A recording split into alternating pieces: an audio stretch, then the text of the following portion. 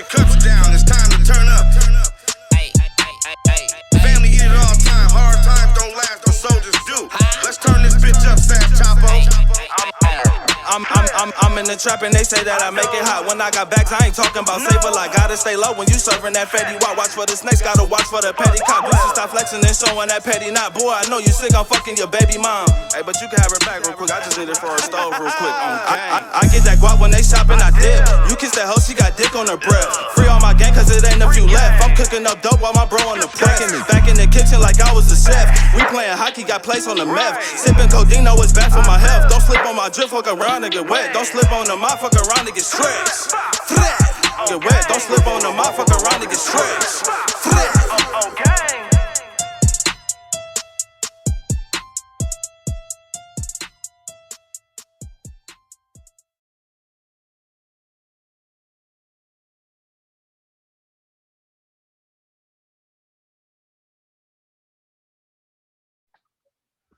All right. What's good, man? It's time for that, man.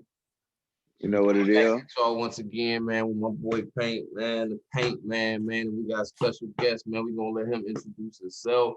You know what I'm saying? Before we get into this day. What's up, goody, man? Soul City, Dip Universe, man. Dipset family, Silverhawks all day. Yeah. That's what it is. Hey, man. How y'all doing, man? And we good. Just appreciating this time you taking out to sit down with us, man, and go over some things you got going on, man. We want to get it out there, you know what I'm saying? Because it's always new people to discover things they might not be hip to. So, you know what I mean? We want to make sure anything, especially something coming up out my state, I want to make sure, nigga, if they don't know about it, they know about it today. Right. I appreciate y'all for the opportunity, man. Yeah, no doubt. It's all love, dog. You know what I mean? So tell them a little bit about yourself, you know what I mean? Like what you got going on and what you know. Well, everybody know me as Soul City, man. Like I'm from Cleveland, Ohio. I started off, you know what I'm saying? I'm really a recording artist, you know what I'm saying? I got a lot of family shit with the Dipset family, you know what I'm saying? If y'all ain't familiar with Dipset, you already know Jim Jones, Cameron, Jewels, you know what I'm saying? Them big bros, Freaky, you know what I'm saying? I've been on the music scene for a long time. You know what I'm saying? Yeah. Just grinding out. But the last thing I did that was going on before COVID really hit heavy, the Purple Haze tour was going on. So, you know what I'm saying? We was with Cam and them on that, and then all that happened. So then they shut everything else down, and you know what I'm saying? Everybody went back to, you know, the lives that they know for a minute. In the midst of that, you know what I'm saying? In the midst of my career, you know what I'm saying? I picked up this little acting thing, you know what I'm saying? And then it started to, you know what I'm saying, take off on some other type of, you know, madness. So that's what I'm doing now. That's all nigga doing to Bo Jackson. Word. Yeah. That's what How many movies you done been in so far, bro? Not counting the independents, I done been like in like five like major joints. Like the latest joint that I'm in is Judas and the Black Messiah. It just came out 2 days ago. So and this is on what? It's out in theaters. It's on HBO Max right now. Judas and the Black Messiah. Yeah. I gotta write all this down. Send me the thing to it. I gotta check that out tonight. Bro, it's one of them. Yeah. It's one of them. Yeah. It's one of them. We need shit like that though. Yeah.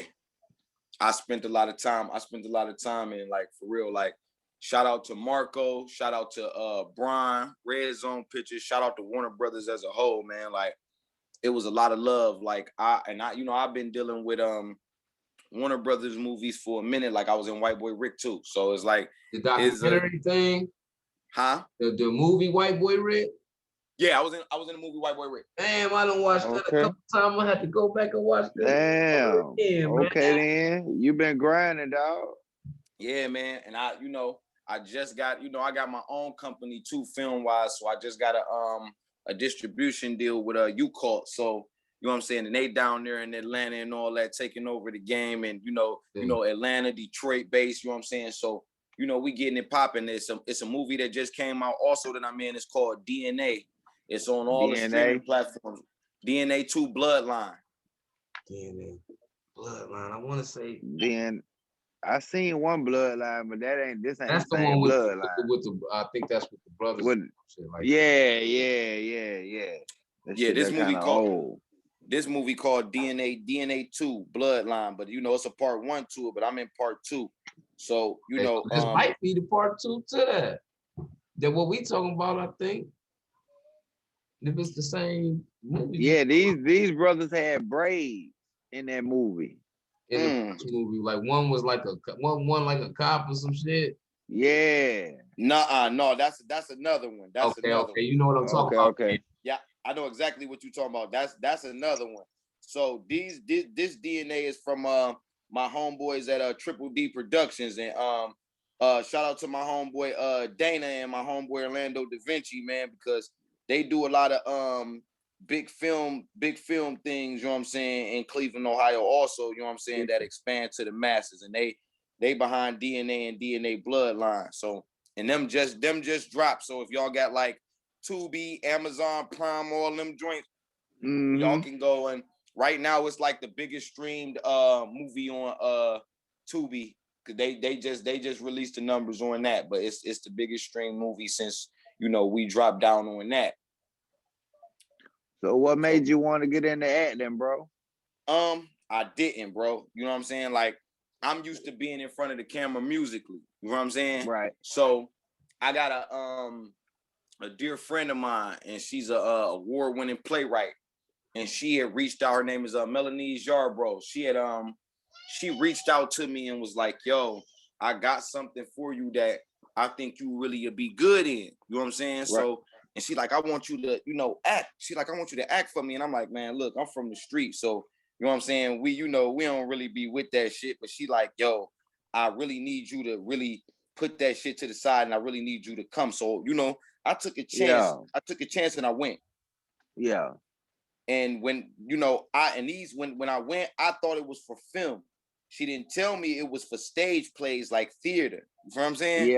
Yeah. So when I got there and I did the audition, I actually auditioned and I ended up getting 2 parts for 2 different characters in my very first stage play. So damn. Yeah. So from then it took off, and she started to mentor me real heavy. And you know, I started doing a lot of acting stuff. So I went from the stage to screen. Right. And I learned a lot when it comes to actors and actresses that come from a theater situation versus the ones that just jumped on camera on the film side. You know what I mean?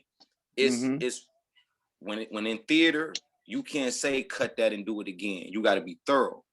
You feel what I'm saying? So with this woman, I did a lot of work with, you know what I'm saying? We didn't end up going on tour, doing plays. You know what I'm saying? So I actually got my weight up and my skills up being mentored by this woman. And then that started pulling me into, you know, film. A lot of film stuff. You know what I mean? You digging that more than the music, or what you playing tug of war with it? How you feeling? See, I'm gonna keep it real. You know what I'm saying? I'm 36. And how we, you know, I was signed majorly when I was like 14, 15. So I had been drug around the game. I've been drug around the game a certain type of way. And I wasn't, you know what I'm saying? I wasn't done cool. You know what I'm saying? A certain type of way, because I didn't know the business back then. You know what I mean? Right. And, you know, once I started going into being independent and, you know what I'm saying, learning the game a certain type of way and dealing with who I dealt with, then once I switched into movies, I'm like, look, we got a life musically. If you ain't got to a certain point, which I'm not hurting from where I've been musically, because I'm good and I done made a lot of money off of music. You know what I mean? And still do.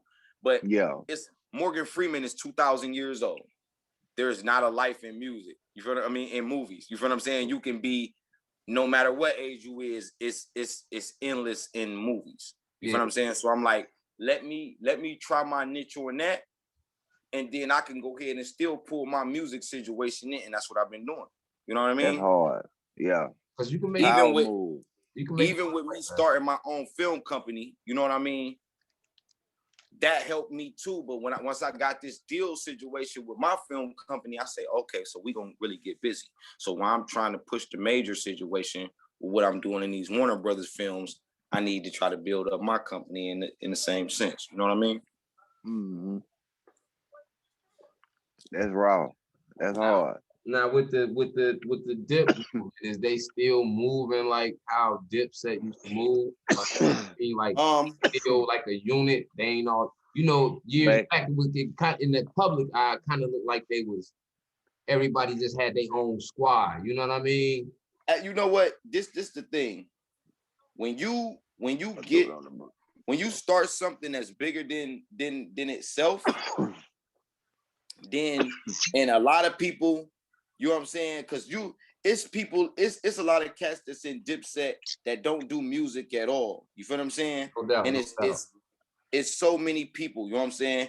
Shout out to my homie Sugar Duggar. Shout out to my homie Job Banger. Shout out to DJ Mo Sticky. You know what I'm saying? I can go ahead and, you know what I'm saying, just shout out my peoples. And, you know what I'm saying? It's more people to that. And you know, I looked at Cam like the Stan Lee of that shit. Yeah, for sure. So he ain't created a situation that ain't got bigger than itself, but the Dips still move how they move. You know what I'm saying? If you really pay attention, Cam still do what he do. Jimmy do what he do. They do shit. Joel's just got out of jail. So they you know just dropped some hard shit too, bro. Dipset a brand. It's a movement that won't disappear like how G Unit did and all them other movements. It's solidified, man. Like Cam stapled it. You got niggas like Jim still out there carrying, like he carried it to me. Jimmy, public eye more than Cam do. You know what I mean? Because Jimmy tightened himself up a certain type of way where Jimmy got a crazy run, and Jimmy got a crazy run that he can go to for a while. You feel what I'm saying? Yeah. Cam is a living legend walking. Yeah. Right. You know what I'm saying? You can't take that from him. It's always good. It's always good when, you know what I'm saying, when I get back with the big homies and be around the big homies, because I remember at a point where I was like a fan and I wasn't even around them cats doing, you know what I'm saying, the thing that they doing. But now, you know what I'm saying, Dipset, like I said, the Dipset situation then became so big. Now it's like a universal. That's why we shout the Dip universe. Like I got my own squad now. You feel what I'm saying? Like we moving crazy. So you will start seeing our brand come up from around that situation too. You feel what I'm saying? But no doubt. This film is fresh right now. This film stuff is fresh right now. Yeah.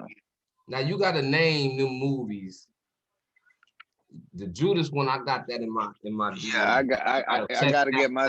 I'm gonna get my tablet right now so I can write these movies down. The other ones you was talking about? You said the what was that first one again? The Judas what? The Judas what? Judas and the Black Messiah. Okay. Judas and the Black Messiah. Out right now. That's out right now in theaters, or you can download HBO Max. You know what I'm saying? Pay for your subscription to HBO Max. That's the newest movie that's out. Judas and the Black Messiah. Yeah, I gotta watch I gotta watch that. It's definitely true story about Fred Hampton from the Chicago Black Panthers. I did a lot on that film, man. You feel what I'm saying? Like so you one of the like main stars then? I am not. Okay, so look, this is the thing. I got a featured role. So, you know what I'm saying? I have actually no lines in this movie, but I actually am in this movie on both sides. So I'm on the production side of this film. I'm actually in this film. I did a lot of stand-ins for Lakeith Stansfield all throughout this movie. Yeah. I worked hard on this movie. Man. When you first see the movie, when I'm one of the first things you see when the movie start. Yeah. So can you kind of like tell us like the role you play without telling us the movie? You know what I mean? Okay, so at first, so now that the movie is out, I can tell some shit. So at first it was like a legal situation because the gang that I was in was the Black P Stones, and how they was telling the story, you know, the real Black P Stones gang tried to basically, you know, try to extort Warner Brothers, you know what I'm saying, for So using you their talking about, likeness. So when you say Black Peace Stones, you saying the Chicago-based Black Peace yeah. Okay, Because that's where this story take place at. It take place in Chicago. So you know, the Peace Stones is still a functioning situation. So what they try to do is try to take Warner Brothers to court. And so Warner Brothers like, yo, you ain't gonna be able to, you're not about to take us to court. We'll just switch the name. Easy. So they end up switching the name of the gang to the Crowns. So we end up doing that. And I play one of what's called a core Peace Stone member. So it was around some of the main characters. Yeah. You know what I'm saying? My thing was I need camera time. I need facial camera time because this is what a lot of producers, even if you're not running lines, your whole presence on camera, other producers from other movies will go and look at those movies and say, I like his look, I like him. Let's see what he can do. I like his look for this. He might be good for this. Now, and this where you get other situations like that too. You know what I mean? But like I said, I was a production assistant for this movie on the behind the scenes side when it came to the production of the movie too. So I done kicked it with Chairman Fred Hampton Jr., Lady of Rage was on there, Ryan Coogler, who did the Black Panther for Marvel.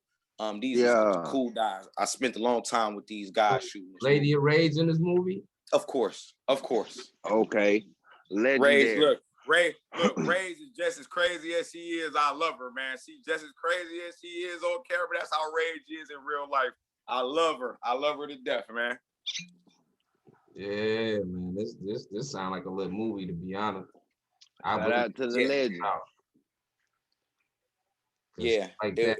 I'm saying niggas don't really make it. Take us to make movies like that nowadays because they really not making movies like that, so we can really watch it. If they do, they don't make it right. You know what I mean? Right. Mm-hmm. Look, and Shaka King, he the director, man. Like he really wanted to make sure that he touched on the movie right. Like I watched this man really be serious, down to earth, but serious about our culture and our people when it came to shooting this movie. Is like even me, I was putting my input in, and I could have got kicked off the set for talking out of turn. You feel what I'm saying? I'm like, hey, look, man. Damn. Y'all, I'm like, this is what I had to say at one point. So I'm like, look, I had one of my peoples with me, and they gave him a wig, right? And this wig looked at like Jerome's wig from Martin, right? Yeah. So I'm like, hey, look, I said, y'all keep putting these wigs on people, but y'all act like it wasn't bald-headed men in these times, like how Shaft and all them was. And, you know what I'm saying? Yeah. It was men that was bald in this time. So my man was a bald-headed man. You know what I'm saying? And I'm like, hey, y'all can't keep on throwing hair on people when it was all kind of shit back then. So when they called up to the AD and told the AD, like, hey, this guy down here said this, and she like, hey, yo, he made a point. He's making a point. And you, for somebody to actually higher up on the scale to be like, hey man, we gonna take his advice, take that wig from him. Matter of fact, bring them down to the set. You feel what I'm saying? This is how I start really getting my niche in on this movie, because I end up opening my mouth, because continuity mean a lot. If you're gonna tell the story, tell it how it is. Don't sugarcoat it. Fabric. You know what I'm saying? So don't have certain people looking crazy. Like, it was bald-headed men around this time that was walking around with the whole bald. You feel what I'm saying? So you know what I'm saying? So when you see the movie and you see the first scene, you will see my man's, he bald. Like, you know what I'm saying? I made them take the wig away from him because it's like, dude, you gonna have him looking crazy. You know what I'm saying? Let's represent our people the right way. Because if you don't, then it's gonna be some cheesy shit, and then here goes somebody being able to talk about black brothers that didn't do it right, and they did it. They really did it right. They really did it right, man. I commend those brothers. Like, I don't know, Charles King, Shaka King, Benita Allen. She's an assistant director for Warner Brothers, but she's from Europe, man. I love the lady's life. She's good. I was around a lot of people who knew what they was doing, man. And just to be on these Hollywood sets now, it's like, it's a different thing, man. It's a real different thing. It is dope though. And the way you make it kind of sound like Tupac. Is like kind of how he did his shit with the rapping. and then he kind of mixed it up with the acting, and both of them really worked for him. And one hand scratched the other with both careers. So you can really dangle that shit to work for you. Just how you had the soundtrack going on at the same time. Yeah. Yep. So, you know, and even with that, like I've been to college, you know what I'm saying? I got a little business degree and stuff, and I try to learn how to, you know, better ways to how to work the business, you know what I'm saying? But I want to make sure that I get to a point where I'll be able to, you know what I'm saying, jump back and forth and, you know what I'm saying, flourish both of them situations. And even doing this movie, that's the type of person I am in real life. Like when they say I'm a revolutionary, man, like I'm always for my people. So it was a deeper situation shooting this movie. It was way more deeper to my heart shooting this movie. I walked away more from this passionate.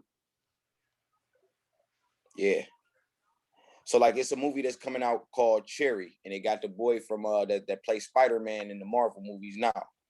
And it's about a white boy from Cleveland who went to the military, and then when he got back, you know what I'm saying, the government didn't take care of him, so he started robbing banks. See, that's hard too, for real. Yeah, right? That's hard. And that movie was getting shot at the same time. That movie was getting shot at the same time we were shooting Judas and the Black Messiah. So for me to go from an all-black set about our people and go to that set and it was nothing but white people, and not, you know, I don't got nothing against white people and shit like that. It was like, it was a different situation. It seemed like a more uptight situation going on them sets, and you know what I'm saying, and shooting the stuff I did when I went and shot that. You feel what I'm saying? Yeah. And that movie come out soon, and like I was an extra in that movie, and you'll never be able to see me because I was in like a parade scene. You feel what I'm saying? So that scene was like too big for you to ever even spot anybody who was extra in that movie. You know what I mean? But I try to make sure that I get my credits. I get my credits. You know what I'm saying? Because your resume mean a lot. Your credits is just as good as money in film. Yeah. You know what I mean? So, you know, it's a lot of stuff. It's a lot of stuff coming up. It's a lot of stuff coming up. Sound like a busy man for real. Is it harder than like? Was it harder for you to catch on with the acting than with the music? You know what I mean?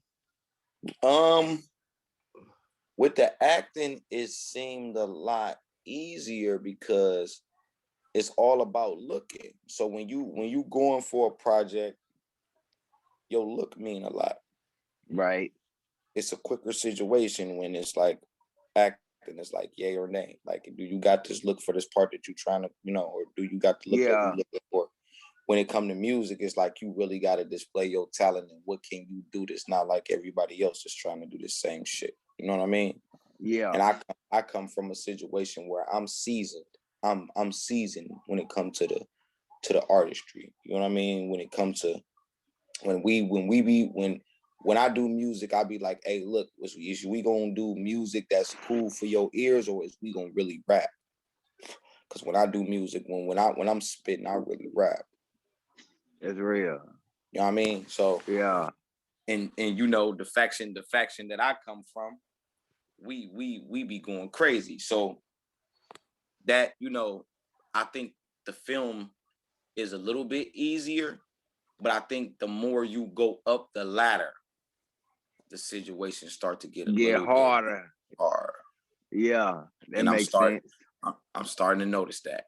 Yeah, bag get bigger too. Without saying too much, I'm starting to notice that. But the bag get bigger. Yeah, you know more politics when that bag bigger. Look, I'm gonna tell you this. This is why when people was like, "Yo, when you did this movie, how much?" I say, "Hey, yo, hey, I love Warner Brothers, man. I got paid off this movie. I kept going to the mailbox, and it was like three checks at a time every time I went to the mailbox and to get checks from this movie that's out now. Damn.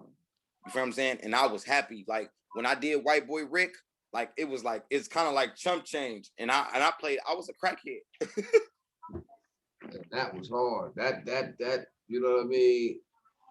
Just to be in something like that, you know, that's like going to the movies for real. Like Yeah. that's the type of level of movie. That's what type of energy they put into it. And see, I don't limit myself to the type of film that I do. So like I was a star in this movie called Unjust, but the movie is like it's more like a public service, more so about police brutality. And it was before the George Floyd situation happened. So this woman who wrote this story, her name is Chantel Richards. She wrote this story and it foretold what was gonna happen to this man. You feel what I'm saying? And then it happened. And in time, she didn't get to put the movie out because I'm like, yo, I know how business run. Like, we don't want to make it seem like we capitalizing off this situation, even though you foretold this. It was still a good public service. You know, it was like a good public service movie. And you know that's something that's 2020 that I was the lead role in. I got my credits for that. You know what I'm saying? So I'm not you know, I kind of don't limit myself to what, like, I ain't going far out. Like, you ain't about to degrade me for no roles. I'm not doing that. I'm not selling out for no shit like that. You know what I'm saying? We just not doing that. I know how to get through the game when it comes to that. We just not even about to play them cards. You know what I'm saying? Like, you know what I'm saying? And I learned from the greats who just was like, hey, none of that shit. We not doing none of that shit. You know what I'm saying? Like, I got sons to raise. You know what I'm saying? I'm not doing none of this shit because at the end of the day, I'm not going to degrade or belittle myself or sell out because my sons got to watch what I do. And I don't want my sons to think that's okay, to think it's cool to business-wise let somebody else degrade them as a black man. So it's just certain shit that we'll not do. Right, real shit. Ahead of time. You know what I mean? I feel it. I feel it. Now, when you started with the acting, at this time when you started acting, did you have any projects out? No, not acting wise. No. My mentor, she just pulled me in like, yo, it's something that I want you to do and I think you would be good for. Like, you was the perfect look. So when she told me to come, I thought she was talking about a movie. When I got there, she's like, hey, yo, this is theater. And I'm like, whoa. At first, I'm like, I don't think I could do this. You know what I'm saying? And she's like, dude, you on stage. I done watched you at many shows. Your crowd control is crazy. So I don't think you got a problem with being on stage. Like, and I'm just like, hey, this is a different situation. Like, this is a different type of situation. I don't know. But once she brought me in and I started to do it and the right training she gave me, man, it was like, it was a go. You know, of course you go get the nervousness and all that other shit that you usually get, you know what I mean? But right. Before too long, it was like I had already adapted to the situation and mentally what she was teaching me and things like that. You know what I mean? Like, you already been there. Right. And she like, well, you already been there because you always be in front of the camera musically. So you take that and you put it here. You know what I'm saying? She's like, because when you on camera, you don't be seeming like you be nervous or nothing. Just apply that to here. So, you know, I did that.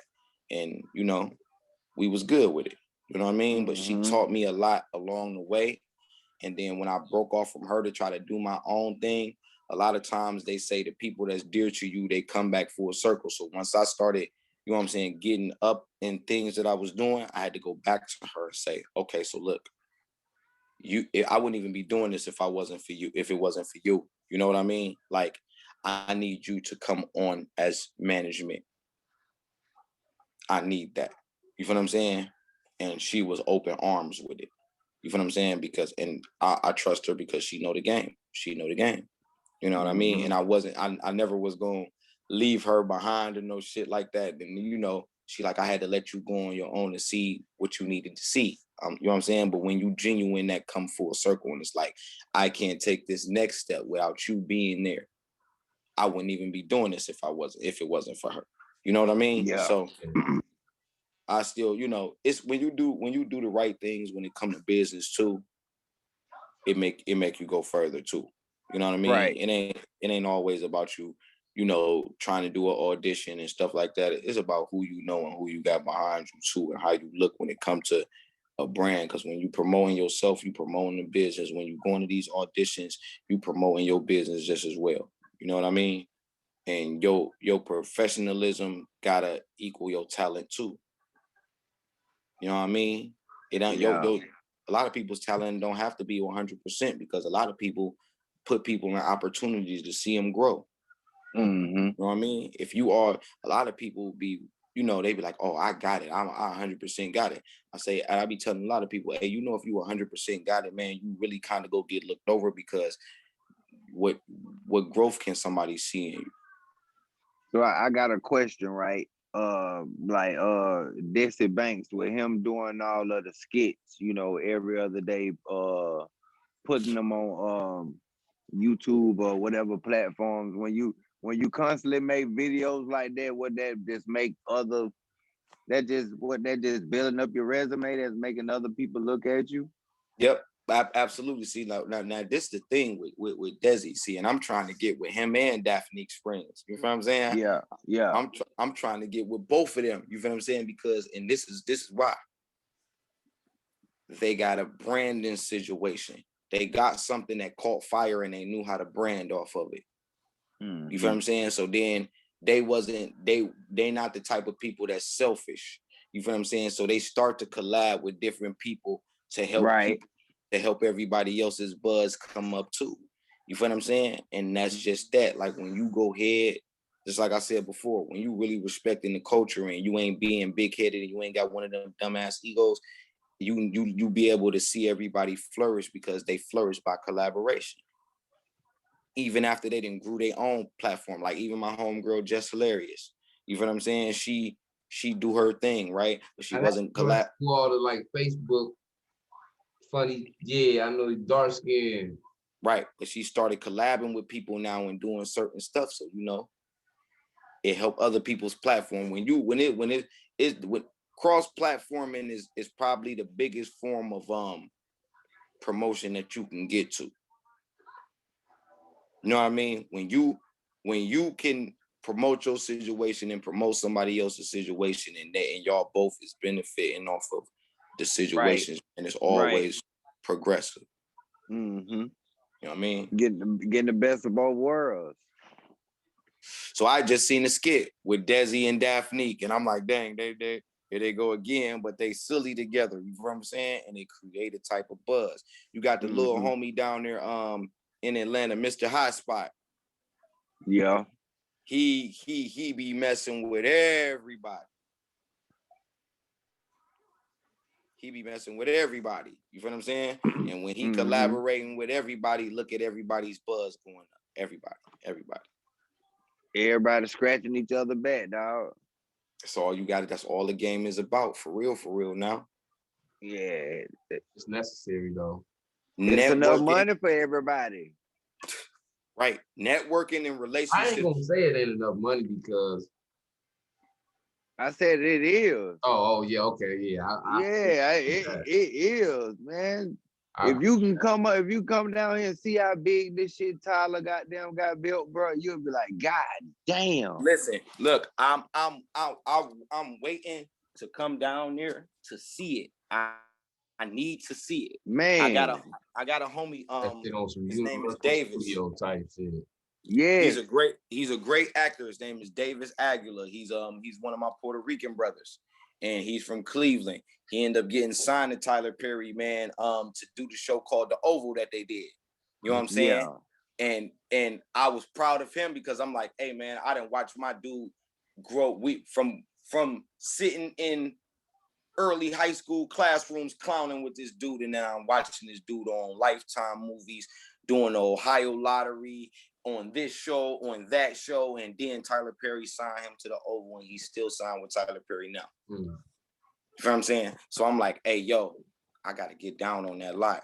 Somebody need to walk me. It's all about somebody. I don't know where to go when I get down there, right? Somebody walk me to that lot. I'm going to get a job on the acting side on that lot. And whoever walked me to that lot, the rest of their life, they good because they took me to that lot. That's how real I am. You feel what I'm saying? And I know that. I'm just waiting for my opportunity to be able to, take time away and go down there to that lot. Cause I know I'm guaranteed to get a job with. That's what I want to do. I want to go get a job on one of Tyler Perry shows.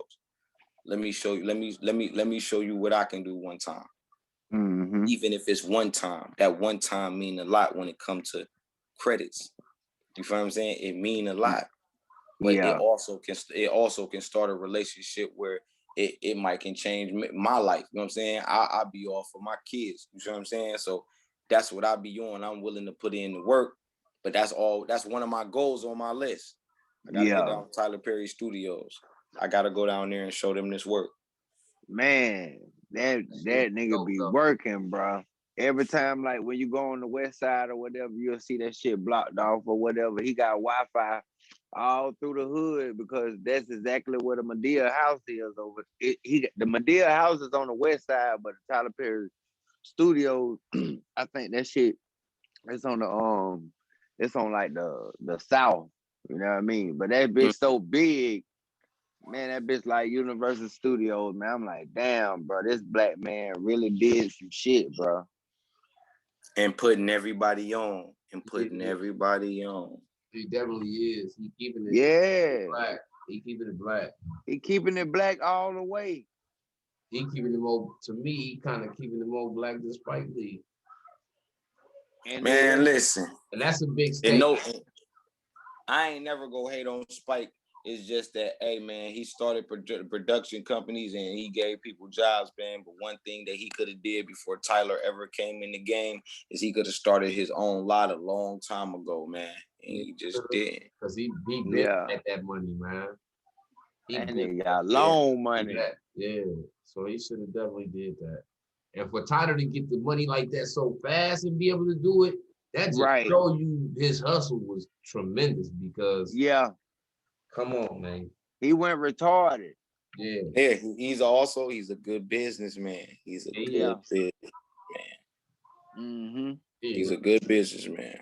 And I respect that. That's why I would love to go down there and get a situation and do some business down there. Like that's why I tell niggas all the time, bro. When it come down to that black excellent shit down here, when they be talking about black people trying to extend the hand and pull you in, that shit is serious.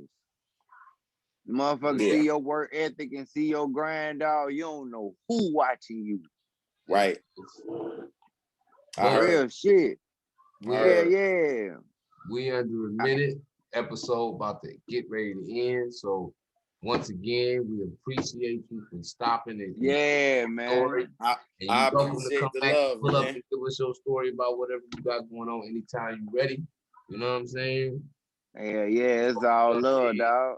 Yeah, for sure, man. I definitely mess with you guys, man, on everything, man. That's much love, man. All right, my nigga, you take it easy, dog. Likewise, man. God bless y'all, man, and be safe. For sure. All right. One.